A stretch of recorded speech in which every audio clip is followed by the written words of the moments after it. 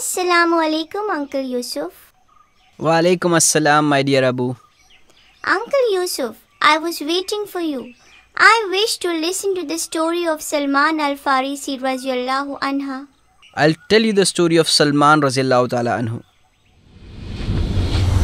The story of Salman Al Farisi radiallahu ta'ala anhu. Salman Al Farisi radiallahu ta'ala anhu was one of the companions of Prophet Muhammad sallallahu alaihi wasallam. He was the first Persian who got converted to Islam. He was so close to the Prophet Muhammad sallallahu alaihi wasallam that he considered him as his house member. Salman radiallahu ta'ala anhu was born in Persia in a very rich family. His ancestors were very wealthy as well. From childhood, he was always in search of the truth. He ignored the God that his family worshipped, and his family didn't like this behavior. One day, he heard about Prophet Muhammad sallallahu alaihi wasallam while he was staying in Syria. When he heard about the Prophet Muhammad sallallahu alaihi wasallam and his message, he realized that this was the truth he was searching for. He then decided to travel to Makkah to meet the Prophet. But things didn't go well for him. On his way to Arabia, someone cheated him, and he lost all his money. He was then sold as a slave to a rich man in Medina. Salman radiallahu ta'ala anhu, who had lived his whole life as a rich man, now worked as a servant for the wealthy merchant. As a slave? That is so cruel. Yes, Abu. Slavery was quite common in those times. One day, Salman radiallahu ta'ala anhu, as usual, was working in fields of his master. He had climbed a palm tree and he did his chores sitting on top of it. His master was sitting right under the same palm tree. It was then that the master's nephew came running to him. He stood under the palm tree and told the master that Prophet Muhammad sallallahu alaihi wasallam was staying in a nearby place. On hearing that the Prophet was close by, Salman radiallahu ta'ala anhu started shivering in excitement. He was so excited that he feared he might fall from the tree and fall onto his master's head. That's quite interesting. He quickly climbed down the tree and asked the nephew about whereabouts of the Prophet.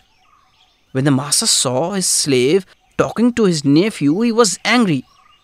He slapped him and shouted at him, "How does this matter to you? You get back to your work." That evening, Salman Al Farisi radiallahu ta'ala anhu gathered some ripe dates and packed it in a box. He silently left his master's house and went to the place where the Prophet was staying. He reached the place and went to meet Prophet. There he met Prophet Muhammad sallallahu alaihi wasallam. He looked at Prophet's face and was mesmerized by his divine charm. He told Prophet, "I have heard that you are a great prophet. I always wanted to meet you, and I always wanted to be your companion."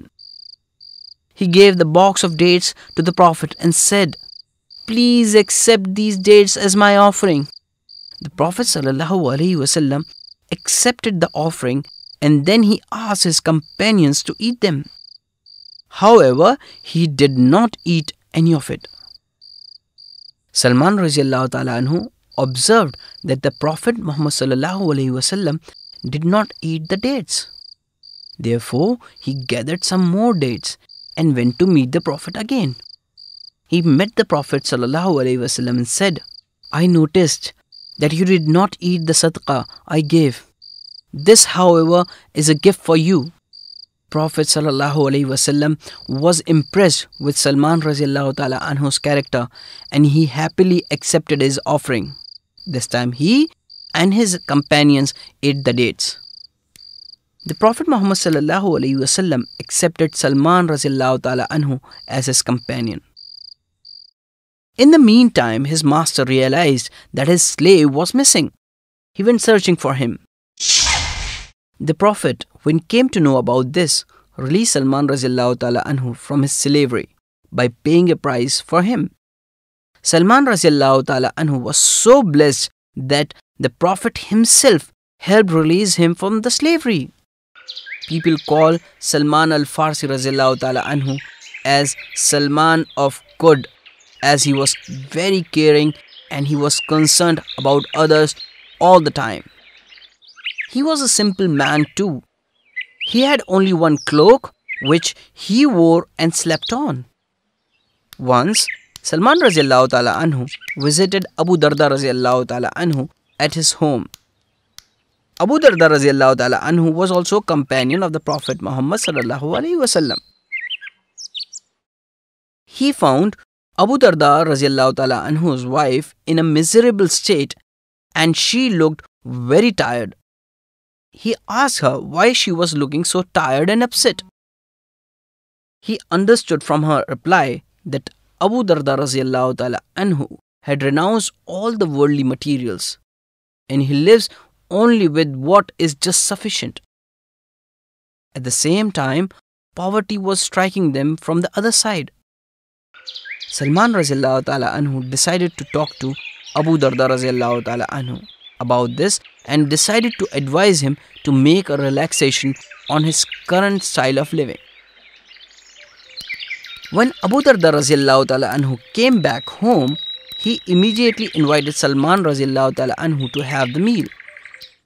However, Abu Darda radiallahu ta'ala anhu didn't eat any and said that he was fasting. Salman radiallahu ta'ala anhu said firmly, "I swear to you that I shall not eat until you too eat along with me." Salman radiallahu ta'ala anhu spent that night at their home.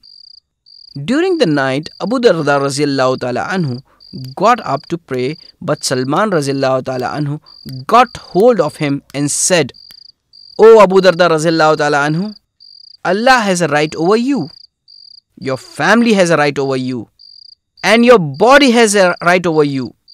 It is your duty to provide everything your family and your body needs."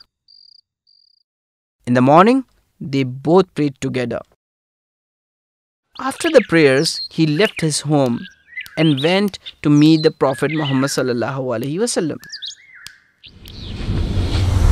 It's time for me to leave.